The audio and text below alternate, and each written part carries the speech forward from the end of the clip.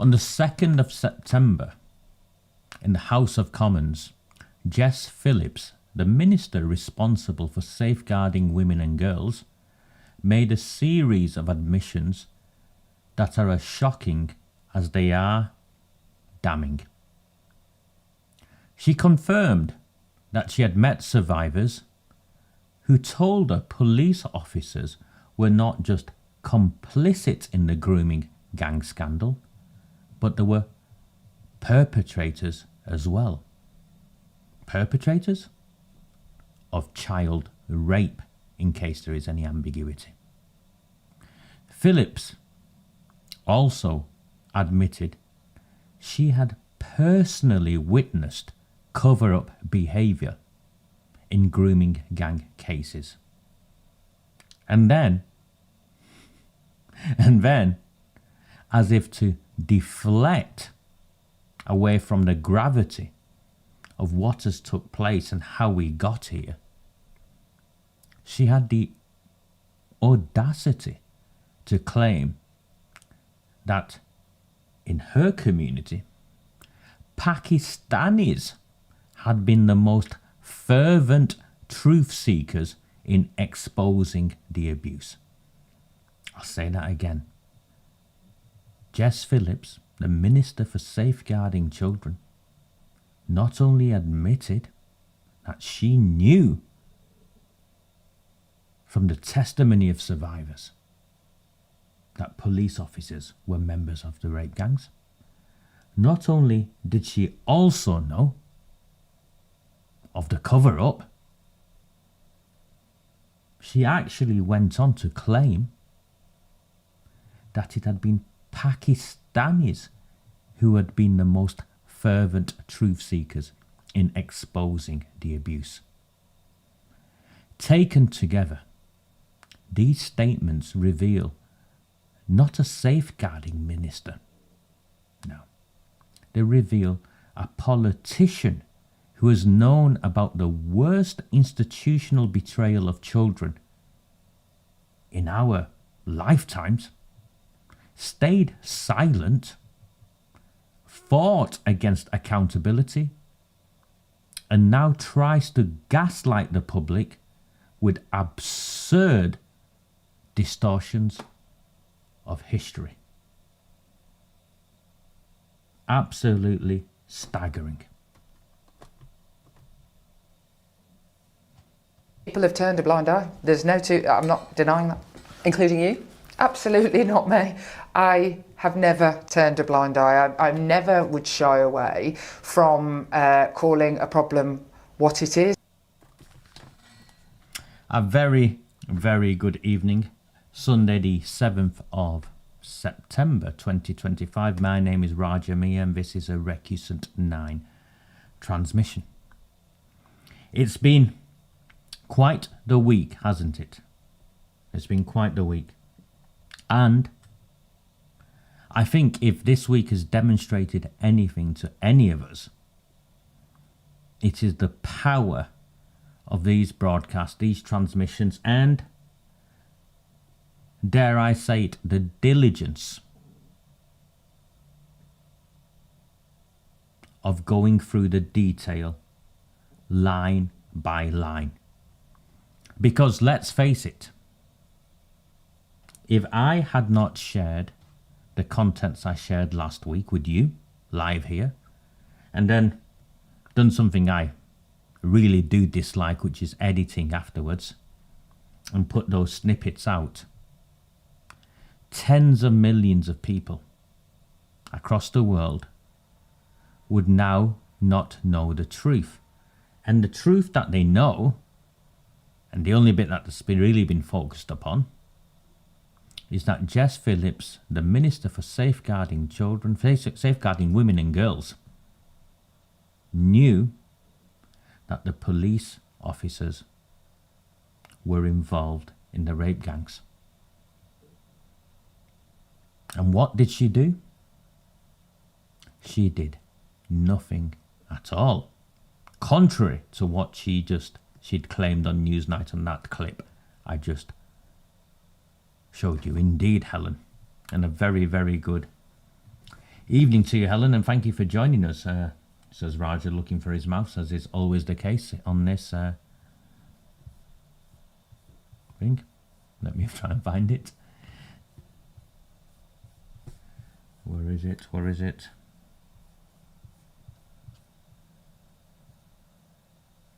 There it is.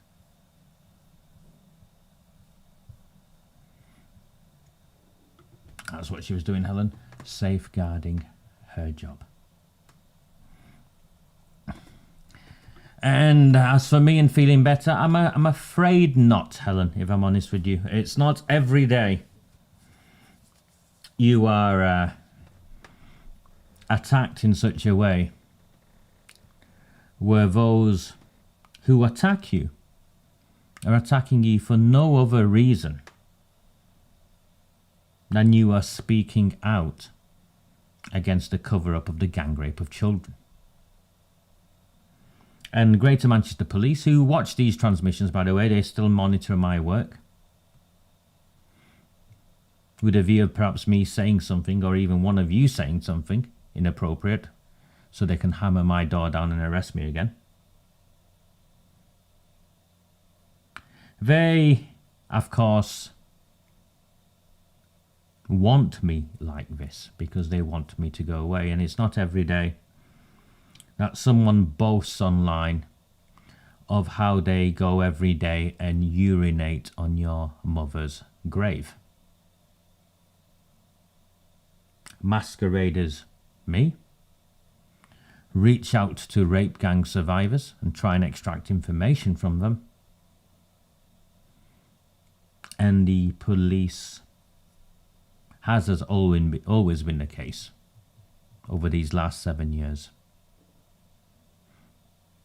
sit back and encourage what takes place. And we now know why, because they were members of the rape gangs. We now know why. They were involved in selling heroin to the rape gang members. They were involved in raping children in the back of police cars.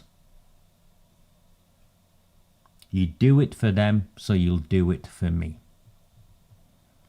And they are scared of what's going to come out, and I have been reflecting. And one of the things I've been reflecting is, where I come from in Greater Manchester, the Chief Constable is a man called Stephen Watson. He's just been given a knighthood in the most recent rounds of honours. I wonder what he did to receive that knighthood.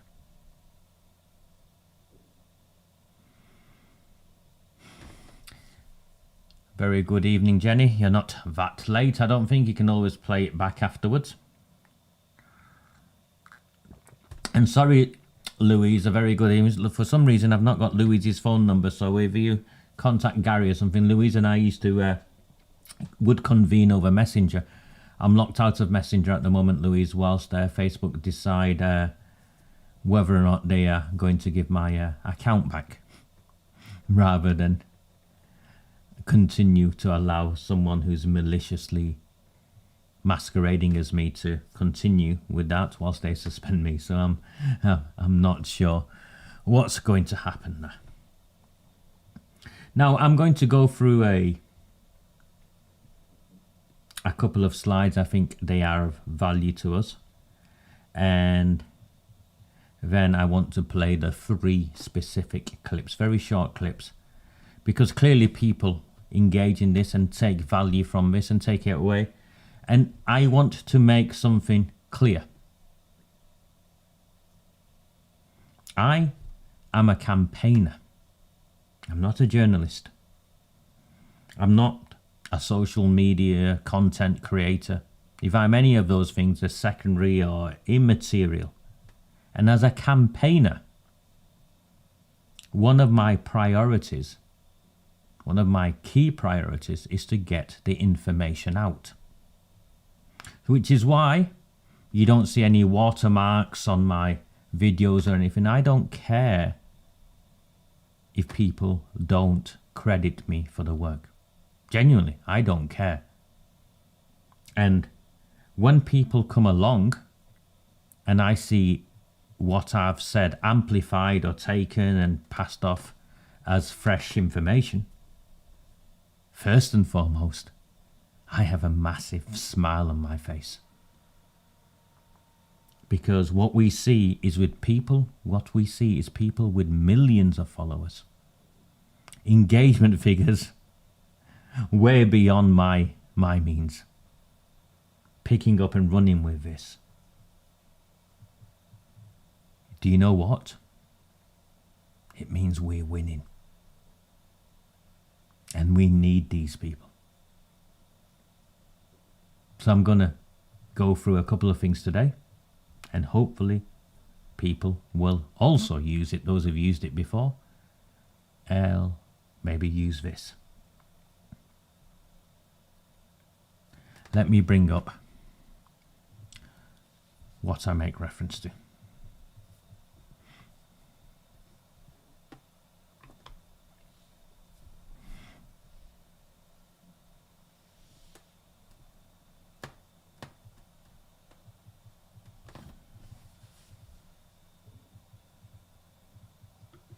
That better? No, that's not better.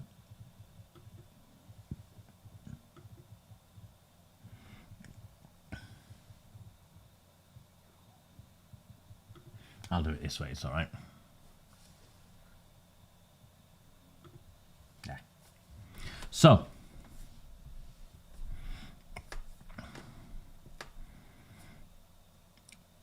Wednesday night, I came back on our 7th year anniversary, if you remember, and I wanted to share this, which was Jess Phillips' speech. I'd gone through it 3 times. I think it was an hour long, the entire exchange. Spent the full day on it and came and shared with you. And I shared this the day after. Just a snippet of it. I'd gone and edited it and put the, whatever you call it, the subtitles up and stuff.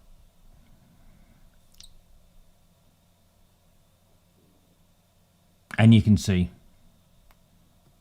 we've got 1 million viewers on it, on X. I'm currently off Facebook. I'm banned, as you know. So it's only on X. 1 million. The reason we got 1 million was because Elon Musk reposted it. And without Elon Musk in this, we would never have broken through.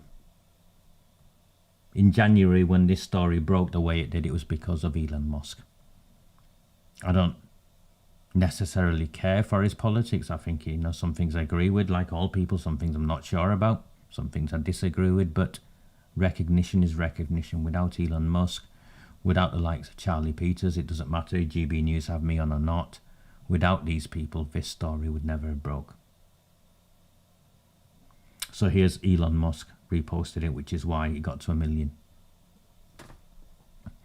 Separate to that, there's this American podcaster, I think, Don Keefe. Never met the guy. He just picked it up and ran with it himself. Brilliant.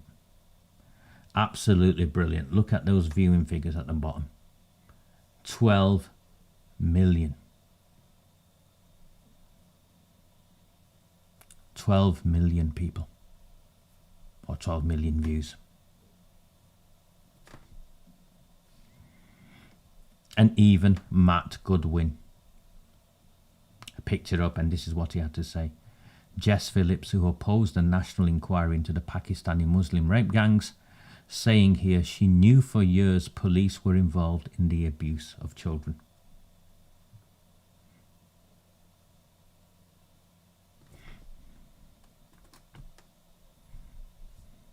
Amazing, isn't it? Absolutely amazing. And then there was an analysis done by the black belt barrister lad, and I'm going to play it. And he got in touch with me, and he's put another video out crediting me. There was absolutely no need. I mean, it's nice that he did and all of that, but there was absolutely, genuinely no need, because his analysis of it is...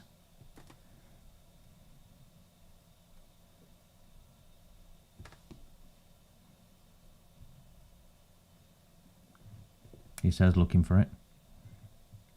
his analysis of it was really, really something else.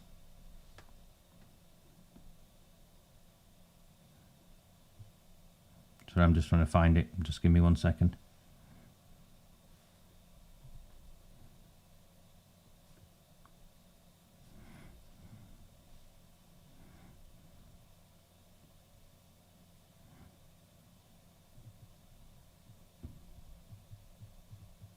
Found it.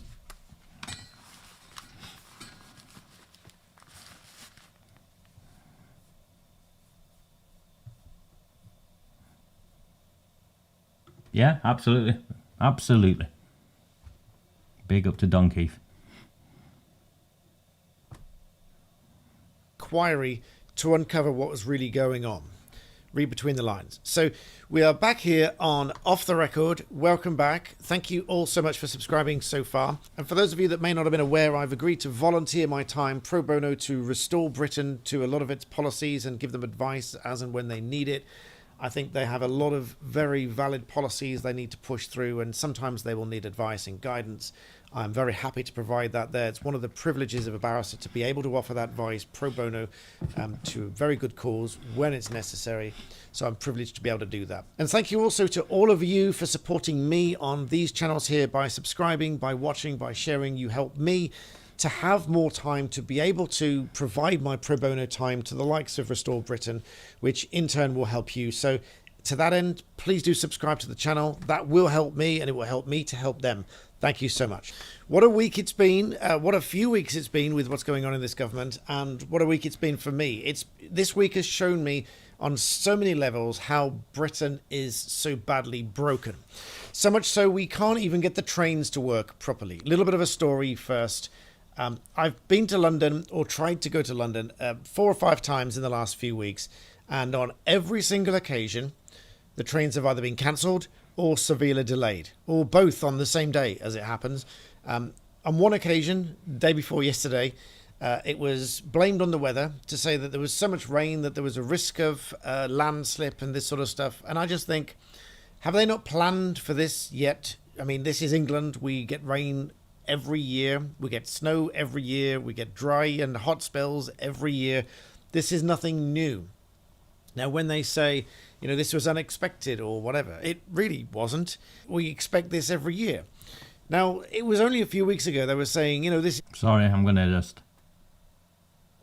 cancel the second train on because... Think solar costs Give me a thousands. few seconds, let me get this right. Not with this 2025 scheme. Homeowners in She was accused of corruption. We had an anti-homelessness minister who resigned because making people homeless. We had the transport. She told us, which is perfectly fine because they are correcting the public record, because it could well be defamatory in that what she said makes the firm look bad, makes them look incompetent. And then she got it wrong, and so now she's resigned. And after saying so many other people should resign, Here we go. it's absolutely the right thing that she should. But now moving on with Jess Phillips and why I think she should be next. I'll probably cover this more on the main channel in due course. But for now, take a look at this clip and then we'll discuss what we think. Horrendous reports about the rapes and assaults that are taking place by South Yorkshire Police. I welcome the decision to involve the NCA and strip away responsibility for those investigations from the force. But would she confirm that the National Inquiry will look at the role of the police not only in cover-ups but in the crimes themselves?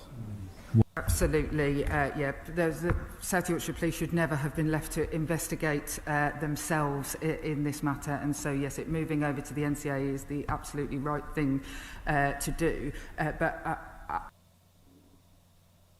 I would be lying if I said that over the years I have not met girls who talk to me about how police were part of the perpetration, not just the cover-up. I would be lying if I said that over the years I have not met girls who talk to me about how police were part of the perpetration, not just the cover-up. So how about that? She said she would be lying if she said she didn't know that the police, in some cases, were the perpetrators. in some of those horrific crimes.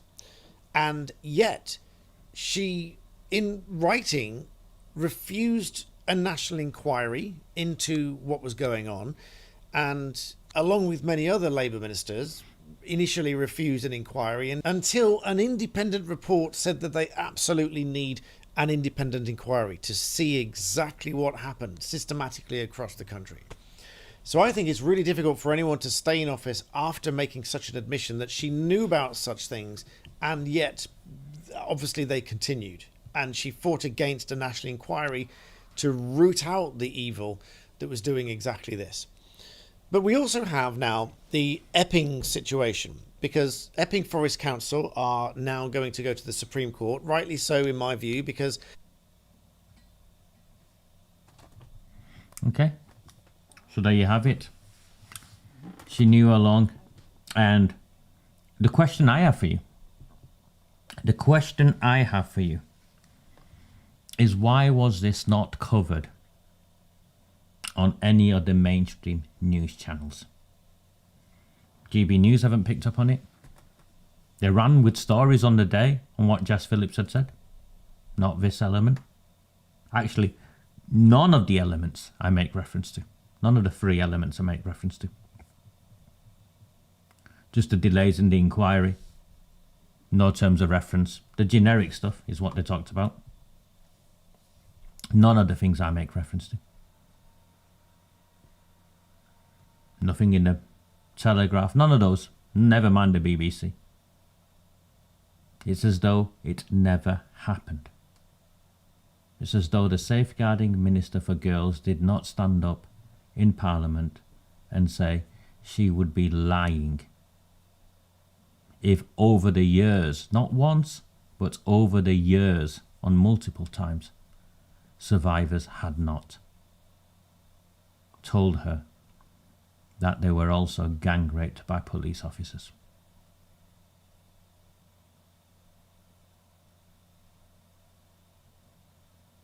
Yeah, he did. I thanked him. I thanked him for doing that. I told him there's no need.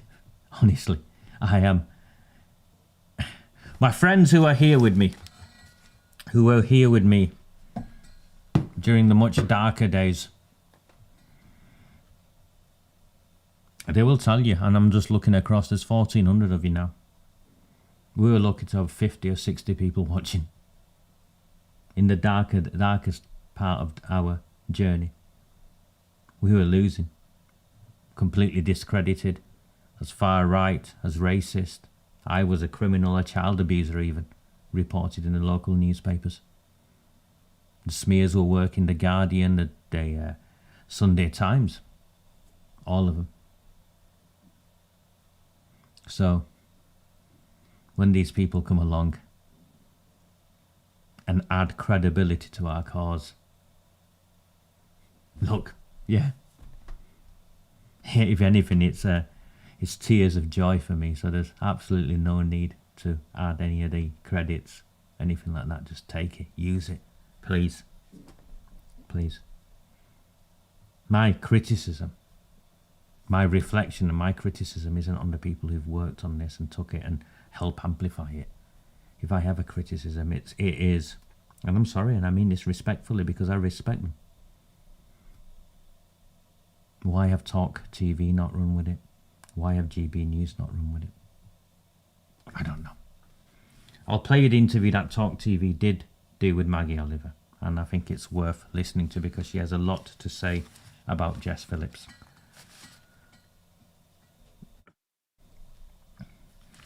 Oh, and that's the other thing. Please, if you are finding value, like, share, subscribe. If you're finding you can't comment and you want to comment, it's because just before the summer we changed our comments to subscriber only, not because I want any money. All the money from the subscriptions and anything that comes in via YouTube goes to hosting events, so it's not for anything like that. It's because some of the comments were from some of the Pakistanis and the Islamic extremists who were, abusing me, and then also people putting up extremely prejudiced comments, which would mean I would get arrested. So that's why that's changed. So please at the very least, like, share, subscribe. All of my content is 100% free. And I simply ask for those who can afford to do so. Only for those who can afford to do so. If you can afford the £3 a month or the equivalent of £30 for the full year, it's about 75 pence a week it works out as. Please subscribe. I am 100% community funded. I am tomorrow catching a train all the way up to Carlisle to speak at an event for some Reform members up there. I am not aligned to them any more than anyone else. If you want me to come and speak to a group that you have, I'm in Wales somewhere later on in the month and speaking at the conference for the new Culture Forum team. Thankfully that's in Manchester and not in London. I pay my way to all of these events. I do not take a single penny in speaker fees. I pay for my accommodation and my food, all of that. And if I'm of value, get in touch and I'll come. And in return, I ask for those of you who can afford to support me, with the pennies a week that it is, to please take out a subscription to Redwall and the Rabble. 75 pence a week is the equivalent of. You just pay £30 for the year and be done with it. And if you're feeling flush or you can't do that, or you're feeling flush and you've already got a subscription and can afford that, buy me a coffee. That's how I live. Apparently I'm meant to be embarrassed by it. The cartel boys do what they do. And you cannot be sure about reform. But until another show comes into town and puts up candidates, you tell me. Until someone else comes along and puts up candidates, you tell me. Okay. Let's find the interview. I'm not even sure we're in Wales. Someone will put it up because it's someone from here who... I'm not sure it was Ryan has seen. It was someone from here who'd asked me, so I'm sure they'd put up the link. And I think so, don't you, Helen? I'm better than living off drug money. Yeah, not even a political party yet, mate. And I like Ben Habib. No branches, none of that. They've got a journey yet to go on. A journey yet to go on. And I hope they go on that journey. I've got plenty of time for Ben.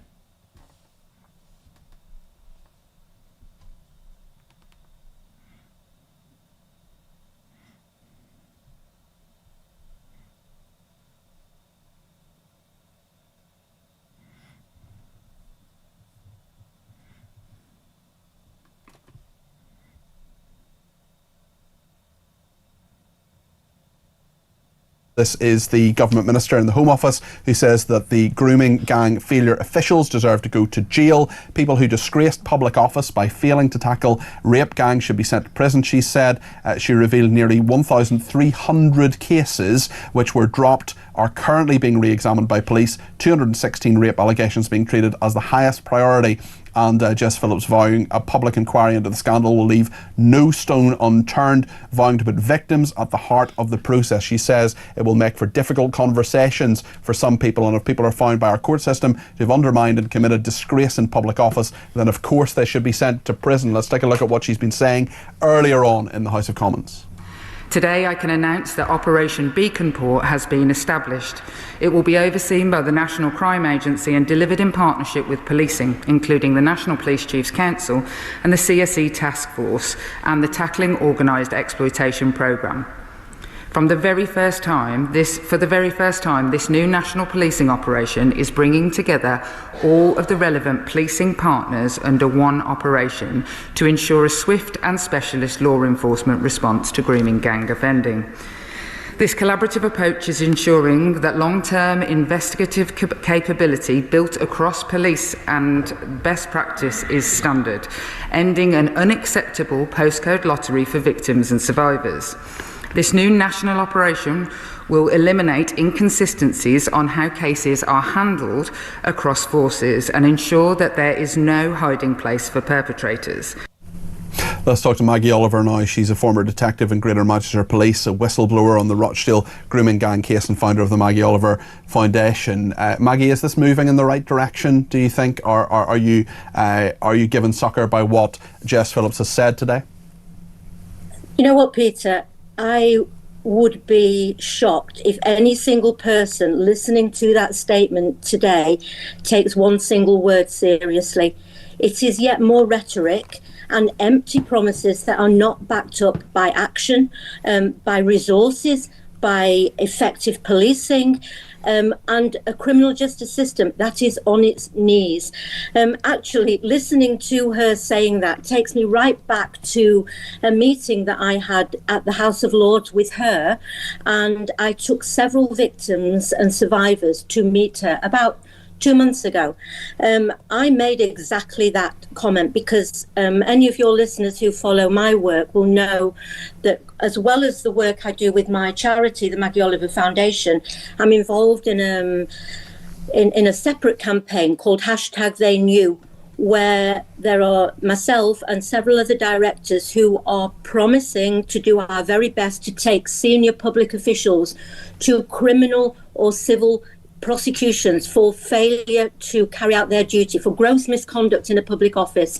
We have had to do that because repeatedly the authorities have failed to charge and hold to account those public officials who have deliberately, knowingly and intentionally failed in their duty to protect children.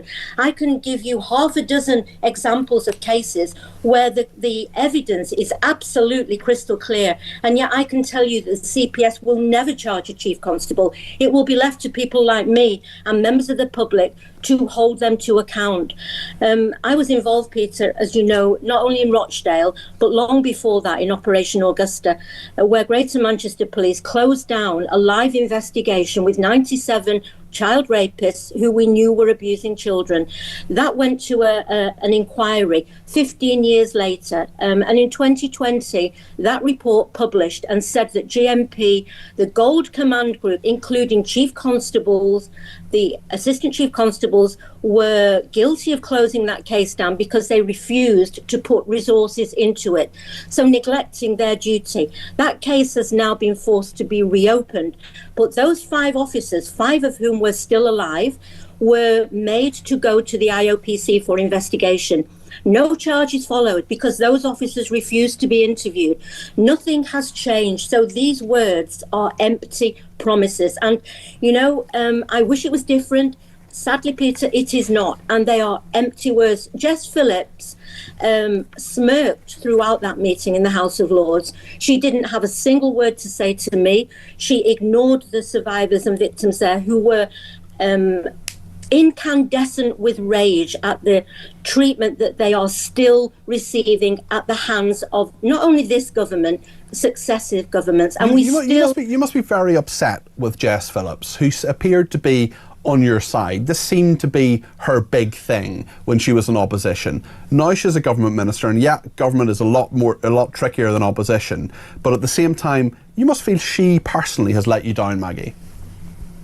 You know what? I've got to the point where I always say I hope for the best and expect the worst. And sadly, I have yet to see a single politician in my 13 years of fighting for this who has actually done anything. I've heard these empty promises time and time again. You go and speak to any police officers on the ground. Experienced police officers are leaving in their droves. She can say they've got 1,000 new cases. They've got 270 new prosecutions ongoing. We do not have police officers who can actually even investigate a burglary because they are leaving in their thousands, being replaced by young kids who sadly don't have the expertise to deal with these complex cases. So these words are pointless. 3 months after Baroness Casey's review, we are still waiting for terms of reference.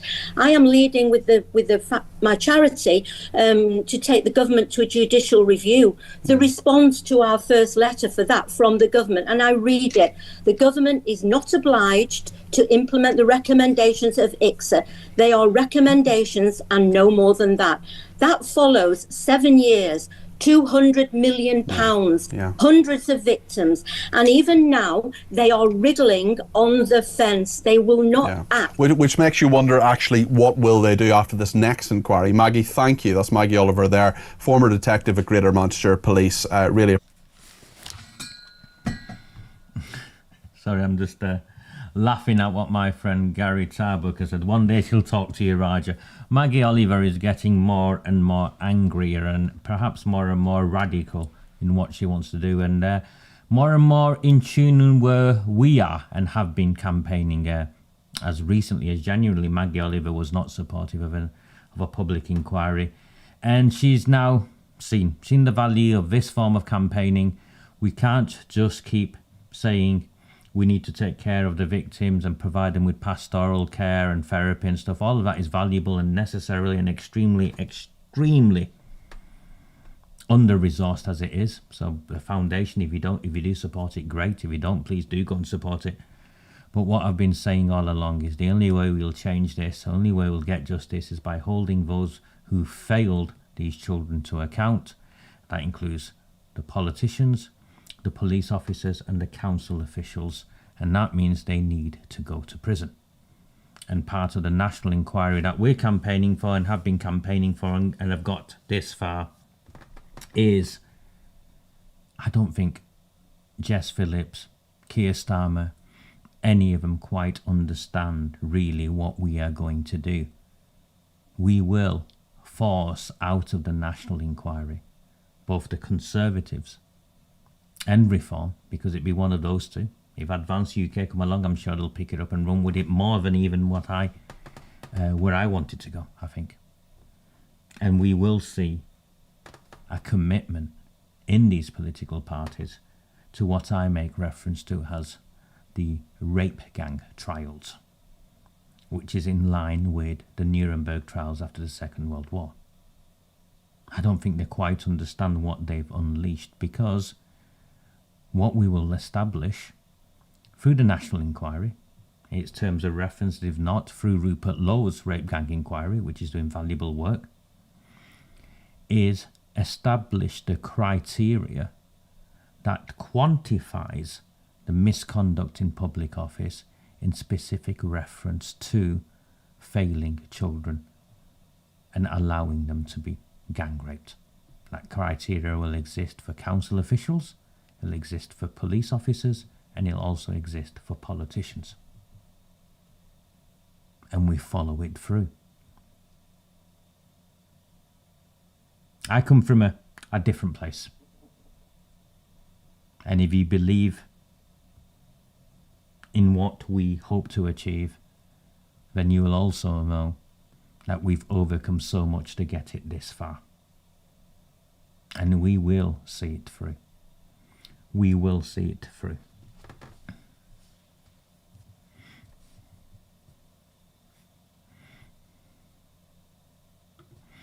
Indeed. And she's raised just over £100,000 for private prosecutions, hasn't she? So I'm looking forward to the first wave of that.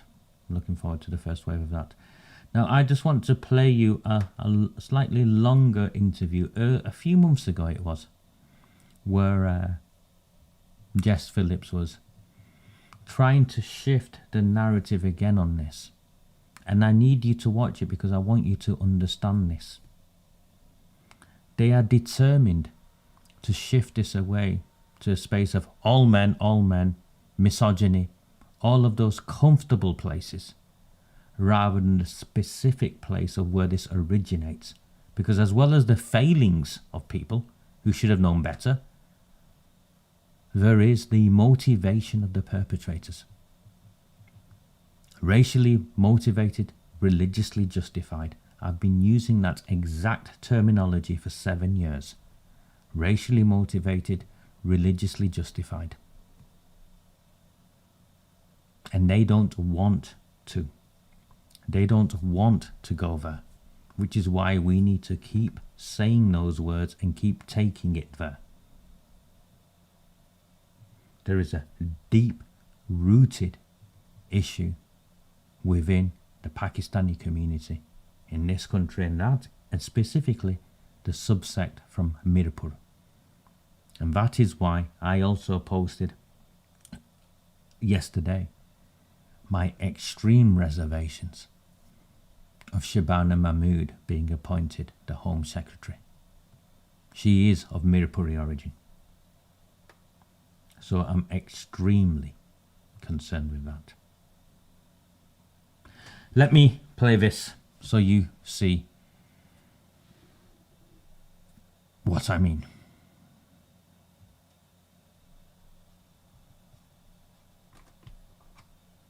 People of Pakistani origin are abusers, and some people think that none of them are. Thinking has got us nowhere.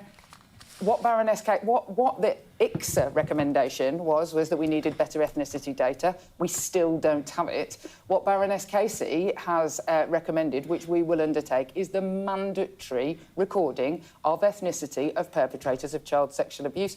What she has looked at, admittedly, just in 3 police force areas in the review, found an overrepresentation of Asian or British Pakistani origin males.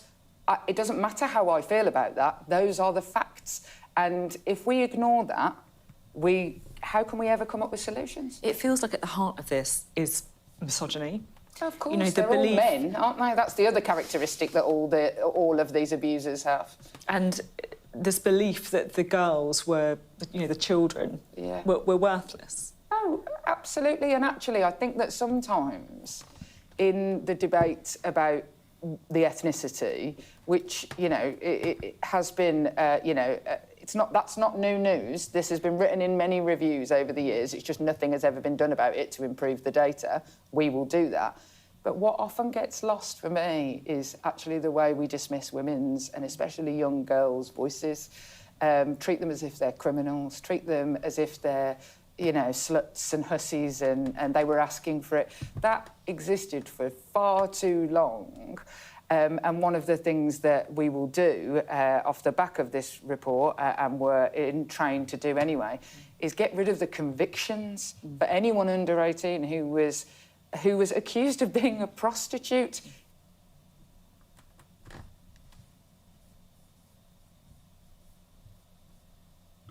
And that's the point, isn't it? That's the first point I thought when I listened to that.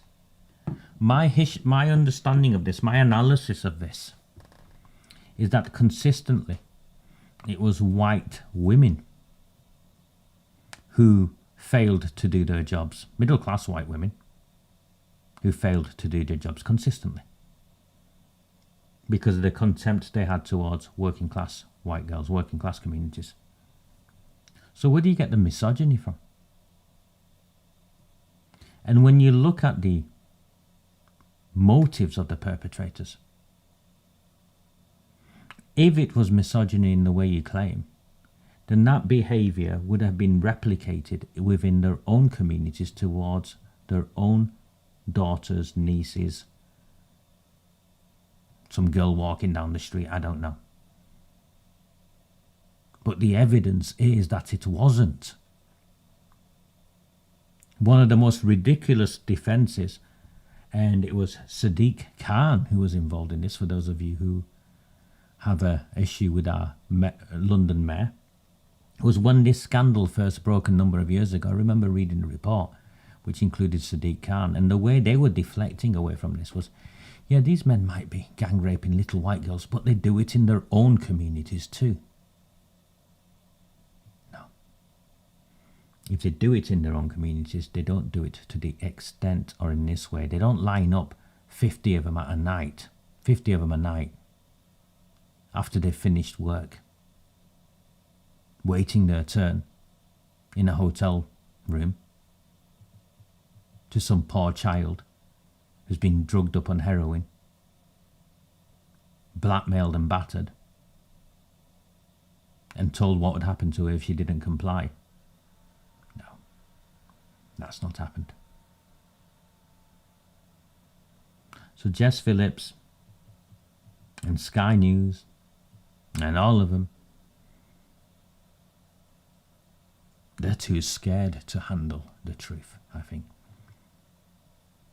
Or maybe it's worse, it goes actually against their entire ideology, their belief system. and I've said it and I'll continue saying it, multiculturalism in this country and the way these people promote it is a complete disaster. It has catastrophically failed. And we need a new model. Maybe if I've got the time, I'll give Rupert Lowe a call and help him develop one through his Restore Britain stuff. Or maybe I'll give one of the Reform guys a call. I don't know. Right. Indeed, Jenny. Then they go home to their wives. Right, before we continue, I want to pull this information together with 3 videos I want to show you. The videos you've seen, but I want to talk you through it in a way. There'll be an article that'll go out in the morning. And please, if you're watching this, use the clips. Just copy and paste them. No problem whatsoever. Use them.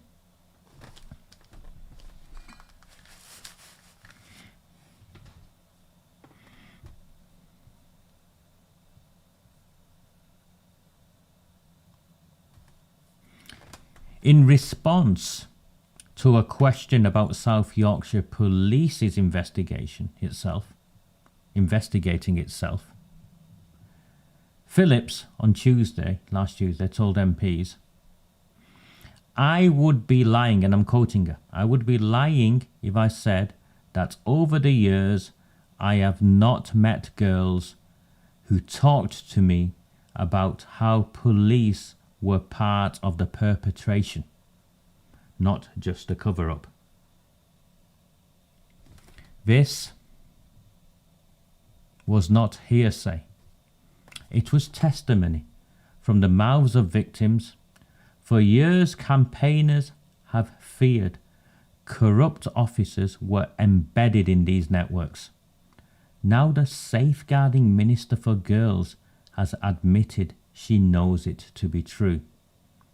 If this knowledge had been made public at the time, it would have forced resignations, prosecutions, and a national reckoning. Instead, Jess Phillips kept it secret. A safeguarding minister who knows police officers raped children but chooses silence is not protecting victims. Jess Phillips is protecting the system. And here is the video clip again, so you see it. I want everyone to see it. I've got 3 video clips to play. I know some of you have already seen them, but I'd like to sequence it.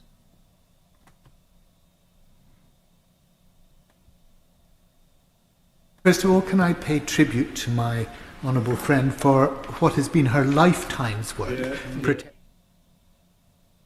Horrendous reports about the rapes and assaults that are taking place by South Yorkshire Police. I welcome the decision to involve the NCA and strip away responsibility for those investigations from the force. But would she confirm that the national inquiry will look at the role of the police not only in cover-ups but in the crimes themselves? Minister. Absolutely, yeah. The South Yorkshire Police should never have been left to investigate themselves in this matter, and so yes, moving over to the NCA is the absolutely right thing to do. But I would be lying if I said that over the years I have not met girls who talk to me about how police were part of the perpetration, not just the cover-up. And we need to make sure that victims can come and give that testimony. That testimony is harder to give than others because it brings fear and a lack of trust.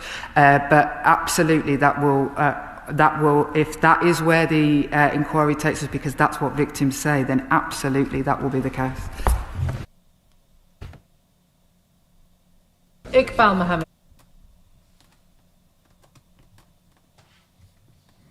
Phillips went further. She admitted, separate to the police involvement, she admitted that she had personally seen officials and professionals choose not to act because they feared the, inverted commas, trouble it might cause. And I'll quote her again. And I'll play the quote so you hear it.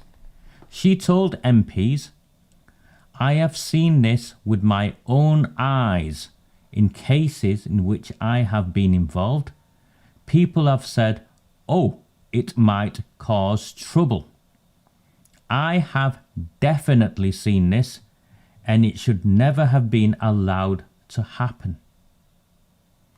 This is a direct admission of first-hand knowledge of cover-up behaviour. Yet once more, the Minister for Safeguarding Girls remained silent until now.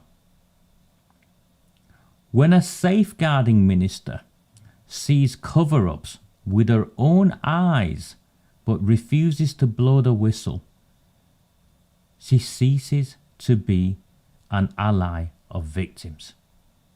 You heard the wrath on Maggie Oliver's testimonies interview earlier, because she knows, like I know, and now so many more of you also know, Jess Phillips has become part of the cover-up herself by her own admission.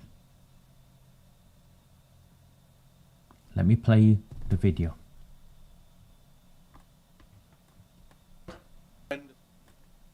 Thank you, Madam Deputy Speaker. First of all, can I pay tribute to my honourable friend for what has been her lifetime's work protecting women and girls.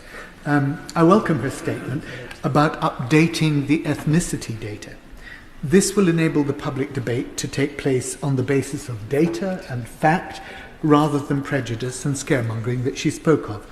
But does she think it might also help to engender trust in the debate if she were to take this opportunity to acknowledge that there was a completely unacceptable woke reluctance to offend certain communities, and this culture of deference, where it still persists, must be stamped out? I absolutely take the opportunity and thank the honourable gentleman for his kind words. I absolutely take the opportunity because I've seen it with my own eyes in cases that I have been involved in where people have said, oh, it might cause trouble. And that wasn't stopping them from doing it, but even mentioning that to me, which they wouldn't do in other circumstances. So what we have to do and what we all owe to the victims of these crimes is to call it what it is, but also not use our own political agendas over their very, very delicate and harmed lives in whatever form that is, because what we don't want is backlash now leading to police still feeling like, oh gosh, this is going to open a can of worms. We have to all act completely responsibly on these issues. But I've definitely seen it, and it should never have been allowed to happen. John Lamont. I've definitely seen it, and it should never have been allowed to happen. So if you've definitely seen it, and you're the safeguarding minister for girls, why didn't you act? Also in Parliament, and I won't play this, but also in Parliament, she said this to quantify her position. I will always do what I think is best in these cases. I will always do what I think is best in these cases. And remember that Newsnight clip. Let me just find it. I'm sure, I know you've seen it, but I'm thinking I'm storytelling, so let me do the story. Turned a blind eye. There's no two, I'm not denying that. People have turned a blind eye. There's no two, I'm not denying that. Including you? Absolutely not me. I have never turned a blind eye. I never would shy away from calling a problem what it is. Absolutely not. I have never turned a blind eye. It doesn't stack up, does it? So the question remains, why didn't she act? Why didn't she act? These admissions lead to the unavoidable question, the obvious question. If Jess Phillips knew all this, why did she refuse to act? Why did she not stand in the Commons years ago and let the country know that police officers were gang raping little white girls who were being gang raped by thousands of Pakistani men? Why did she not expose the culture of cover-ups when she first saw it? Why, above all, did she campaign so ferociously against a national inquiry?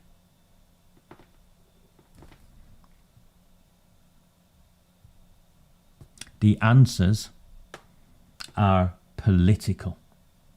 A national inquiry would expose councils, police forces, politicians, possibly even herself, and the government itself. It would drag the system itself into the dock by staying silent and blocking accountability. Phillips has protected the institutions of state and her own party.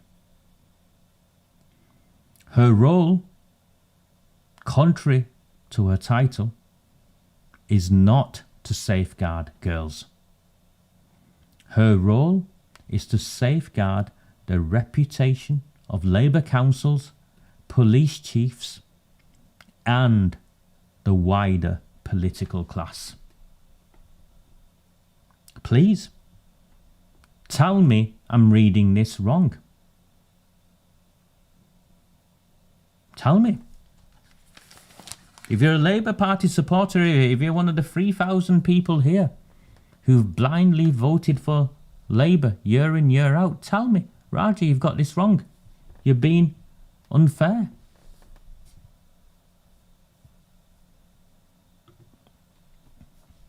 Yeah. Safeguarding her own party, safeguarding the Pakistani cartels, safeguarding herself, and her job title is an insult to all the survivors. It actually gets worse. I'll bring it up in a second. It actually gets worse. For those of you new to me, my name is Raja Mia. In a past life, I actually worked and advised the government. I've sat in rooms with multiple prime ministers, heads of state, all of that. My background is actually in counter-extremism. I've protected communities from the likes of Al-Qaeda, and I safeguarded children. That is, and I strengthened communities and people living together. That's what I got my MBE for. I understand that some of you will have seen a TikTok video of a man called Paul Boots Eric sending stuff around the place, attempting to smear me. He's just pissed. Him and his mates are just pissed because I am a campaigner, and Oldham is my hometown, and they were trying to just rig some elections so they could control the local reform branch that many of my friends here are members and supporters of, and I helped clean up house. So Eric and his mates took offence to that. He also took offence to a book deal he was holding out on all of this. Whilst I was receiving death threats, being followed home, my car was being carjacked, gangsters were convicted multiple times for trying to incite violence against me, trying to have me killed essentially. These guys wanted a book deal and to promote themselves. Well, I'm here and I'm doing what I'm doing, and I've been doing it for 7 years, and I can only do it with your help. So please, if you find value in this, subscribe to my work. Subscribe to Redwall and the Rebel here on YouTube. the Recusant 9 channel on YouTube. It costs you nothing. Just click subscribe. My subscriber numbers are pitifully low on YouTube, considering how this work is now being shared by millions of people. So please do subscribe. This is the source of all of this. If you can afford to do so, please take out a subscription on Redwall and the Rabble. Even if you can't afford to do so, please take out a subscription on Redwall and the Rabble. Again, our subscriber numbers are low. I know I need to get it to about 10,000 active subscribers, who then all I do is send you newsletters. Almost daily or every couple of days, I'll send you a newsletter with the latest information, dissected, analysed, so you understand it, so you can talk to your friends, your neighbours, your family members, and you're better informed. And then when you see things on the news, and we build a community of activists, of informed people, and we get to a tipping point where they can't hide anymore. And that tipping point will also mean that the Conservatives, Advance Reform, whoever you support, will be forced to incorporate all of this into the manifestos and deliver and see this through to its natural conclusion, which is justice for survivors, punishment for those who are responsible for the crimes and the cover-up, and that means prison time for politicians. So please, please, please do subscribe, do support me, do buy me a coffee if you can. And I am committed to seeing this through. And it is that. It's 10,000 supporters signed up to my newsletter. And I need that, because if you've seen on Facebook what's happened, we had over 30,000 people, 5 million engagements, and like that, they turned the lights off. Nothing that I'd done. So please do subscribe, please do support me, and I will now bring up the last bit. The last bit.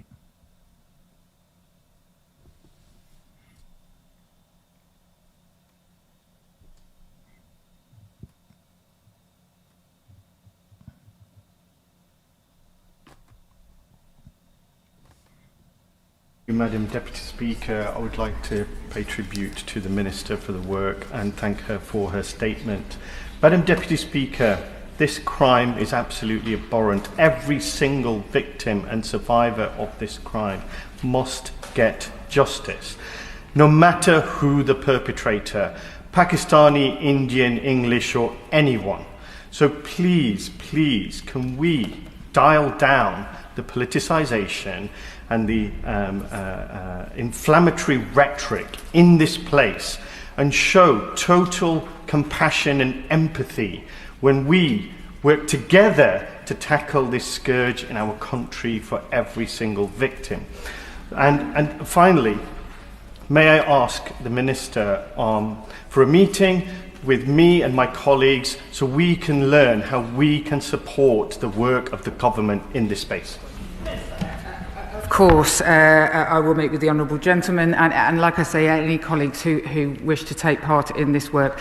As somebody who represents a large and diverse community myself, I have to say that it would be the Pakistani part of my community who have been most fervent in wanting the truth to come out, because there is harm to them that has been done by the the alleged wokeness that has been talked about. And I take this opportunity as well, as I finish this statement, to say that we not just have to make sure that we have the facts and not feel squeamish about the perpetrators, but I want to say that I have met victims of this crime, in fact, on 6 a.m. on Monday morning, victims of this crime who are black, white, Asian, and we mustn't be silencing those victims by only ever talking about one type of victim.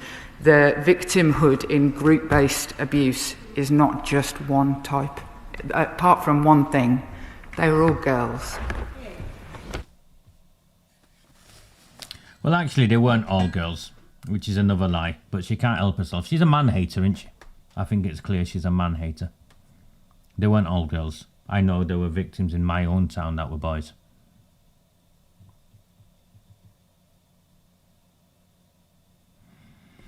Thank you so much for the super chat. Thank you. Means a lot. Okay, this is what I want to say on what you've just heard. So that was one of the Pakistani sectarian MPs, one of the Gaza lot. I can't stand them.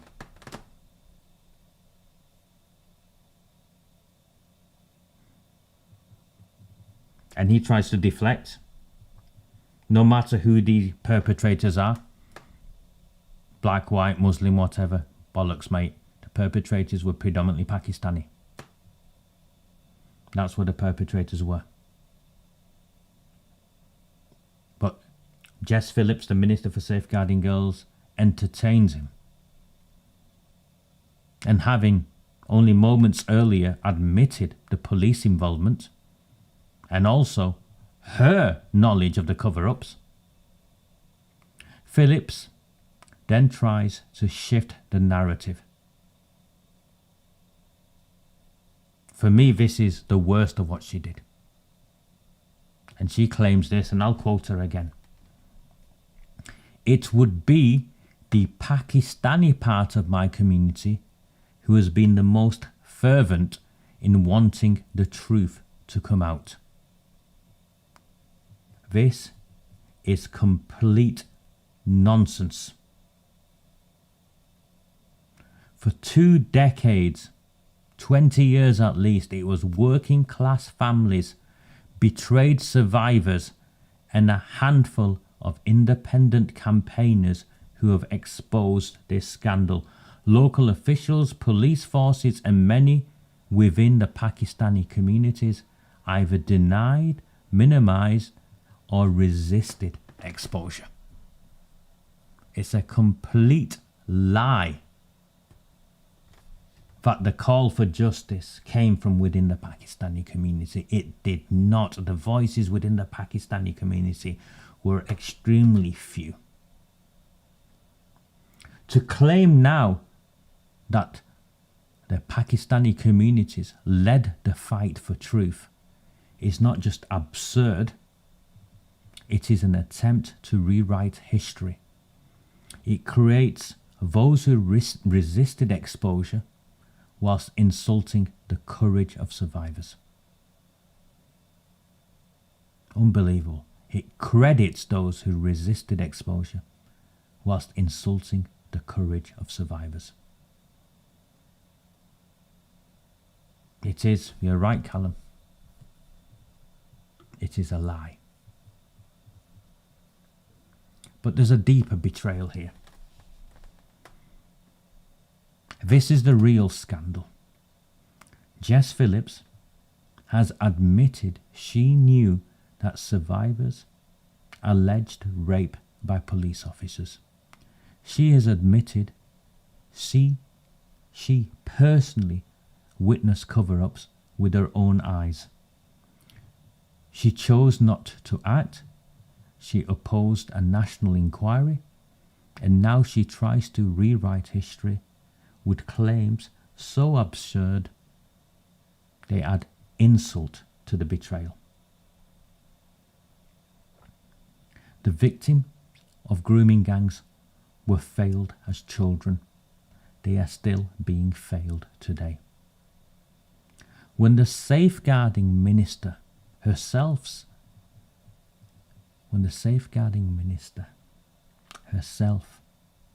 admits to knowledge of perpetrators and cover-ups, yet works to suppress accountability, she ceases to be a protector.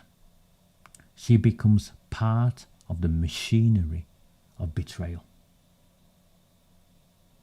This is not safeguarding. This is collusion. And no minister responsible for protecting children can remain in post once she has admitted to such knowledge, and, more significantly, to such silence. Her position is untenable. 100% untenable. Thank you, Jacqueline Ramsey.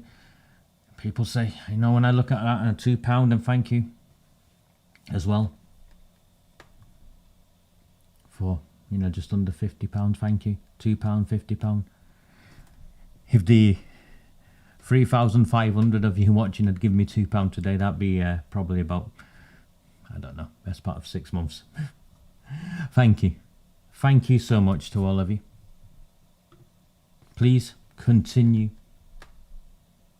to like the content, engage in the content, share.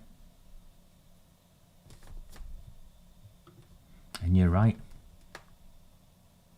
Where is the Conservative leader calling for Jess Phillips' resignation?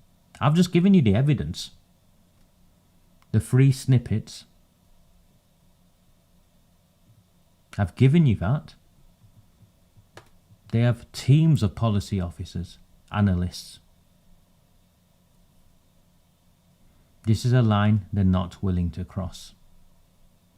The mainstream media has hidden what I've just shared with you.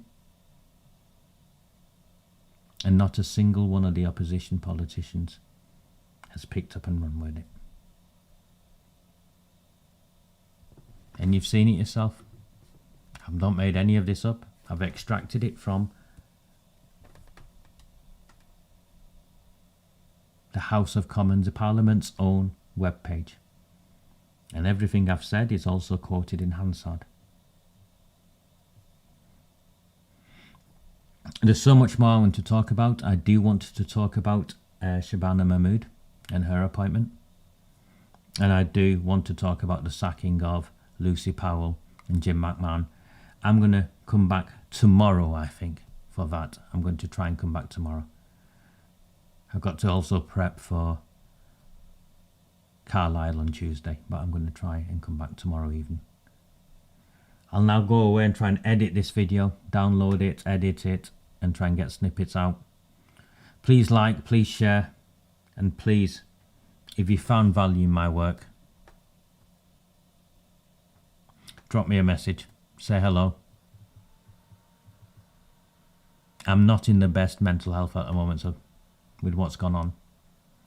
So please, if you find value, and you're finding value in this, a simple email or anything like that, actually, I read them all. It makes a massive difference.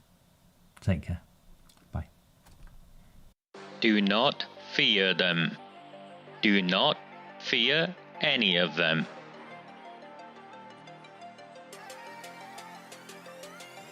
On the 20th of November 2003, James Ignatius O'Rourke McMahon was elected councillor for the Failsworth East Ward of Oldham.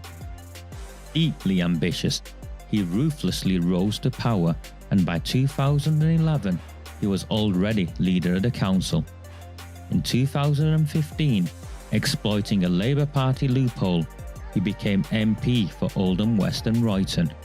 If only the people of the town knew then what they now know. Do not fear them. Do not fear any of them.